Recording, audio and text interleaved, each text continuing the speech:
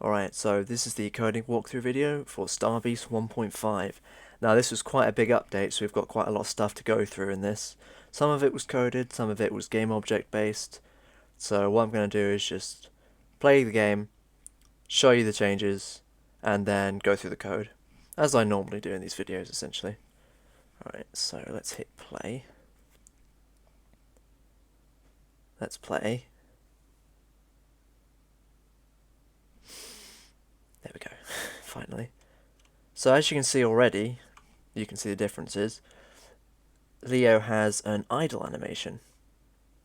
See his tail and head moving there? So that's his idle animation. If we move forward, off he goes.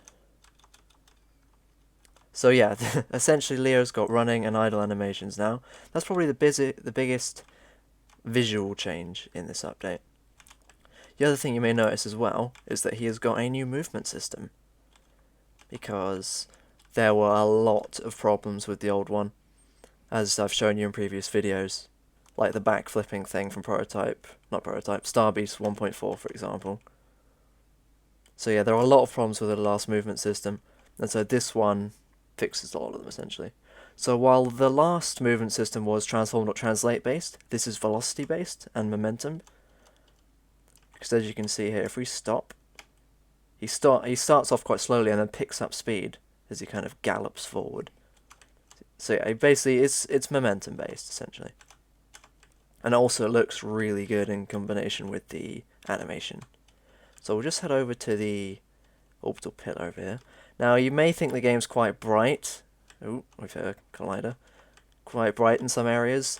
There is a little bit of an issue with the lighting system at the moment, but that's going to be fixed, so don't worry about that. Yes, the other thing as well is if you're running about and you want to go the other direction, it takes a little while for him to stop and then go the other way. That's the momentum thing, but it's also quite realistic, because in lions in real life, obviously, because they pick up quite a bit of speed when they're running about, yeah, that needs to be adjusted slightly.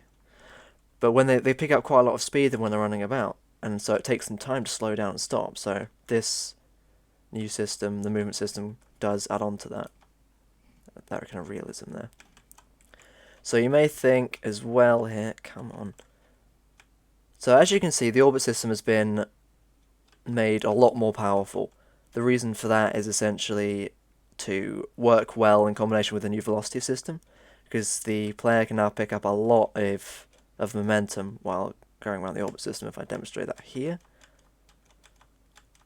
Now, this was working pretty well earlier, but then we added the animations, and that seems to have, because the animation is a different game object, it has different physical properties. So as you can see, the gravity is a bit too strong here, which is why it's throwing them all over the place. Sort that in the next update, I think. But yeah, so the idea with the orb system, if you'll just excuse the ridiculously strong gravity, is that he goes round and round using the rotate and picks up a lot of speed. And then when he's ready to, you hold shift and are thrown away. Yeah, that's definitely what I meant to do. Yeah, that gravity thing definitely needs fixing. But as you saw when I pressed shift there, the entire world slowed down. So the main reason for that is, with the new velocity system, plus the faster and more powerful orbit system to give him even more momentum when he's moving about, it's quite hard to transport. So this kind of helps him with that. Oh my god. Yeah, this is definitely going to need some adjusting. I'll just start over to make it easier. But yeah, so it makes it difficult to, because you're going round and round quite fast, it makes it difficult to lock on, using the lock-on system. And so the slowing down time thing you can only do while you're flying about, and it basically makes it, there we go, easier to transport. Poof. There we go. And then hold shift again, and off we go. There we go. So that's how it's supposed to work. The gravity is a bit too strong, but I'll fix that in a bit. Alright. So yeah, there we go. Those are the main changes that you can see in the game there. So what I'm going to do now is show you essentially how they were coded in. So the new movement system is here. Basically we commented out the transform to translate thing as it was that it was before, and instead we've kept the rotation, by the way. That's the rotation from the previous movement system, because it didn't really, that wasn't the problem, so we decided to keep it anyway, so we can still turn, essentially.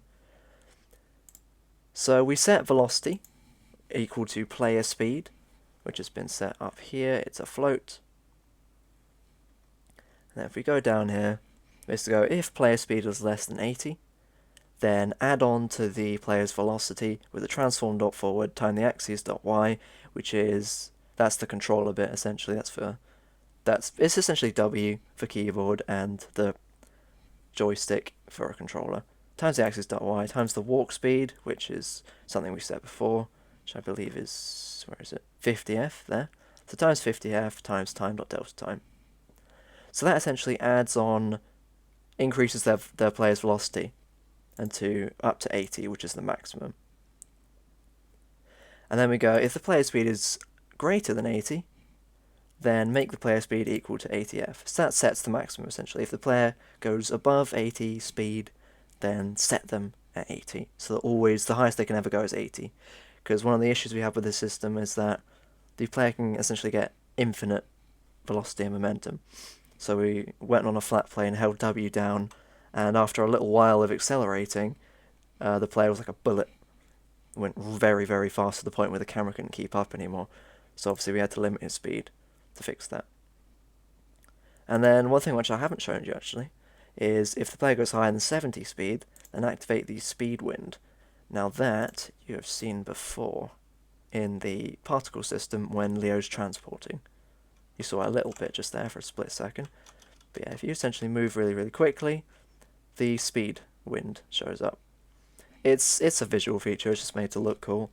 But when he gets over a certain speed, he gets speed lines. Yeah. So there is that. So that's the main difference with the movement system here, apart from this. Now this is the little line of code that gets, essentially gets how fast the player is going, their velocity on X and Z.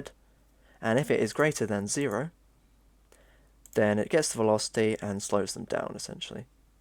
So you may think, what does that mean? Well, what it essentially means is when it loads, when you're moving around like that, previously, if you let go of W, he would keep going. He would keep going, but you wouldn't accelerating on, so he'd basically slow down to a crawl. But obviously, it would take him quite a while to stop, so it was a bit difficult to go around corners.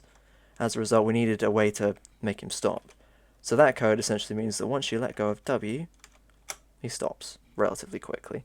It's not an immediate stop, but it's a pretty quick one.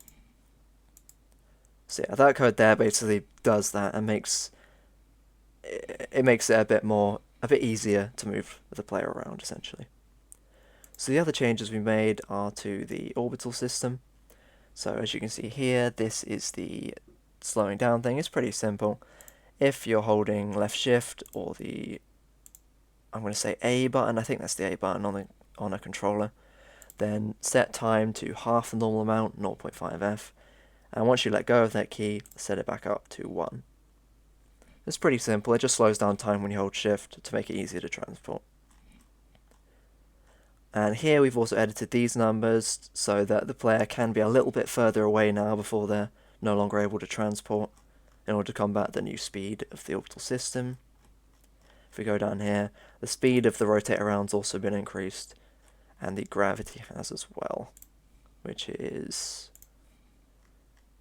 here. Now I'm just going to change that down to 0.5, because as you saw when I did my demonstration earlier, it was a bit too powerful. Alright, let's have a look. Let's get over there, max speed.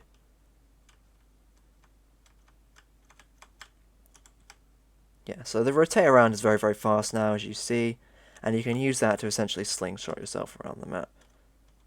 Go, get closer, and hold shift and transport.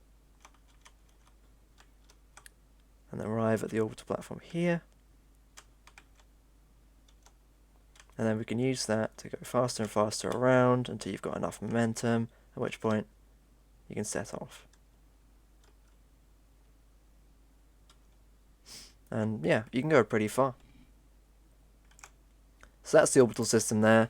It is a bit glitchy because of the different game objects. Like, there's 3 different game objects for the player now. His idle and his... well, it's only 2. His idle and his running. And they're kind of different in the way their mass and rigid bodies work. So it makes the orbit system a little bit buggy, but that'll be fixed in the next update, I would imagine. So the last thing we did this week in terms of code is increasing the damage of the player's laser.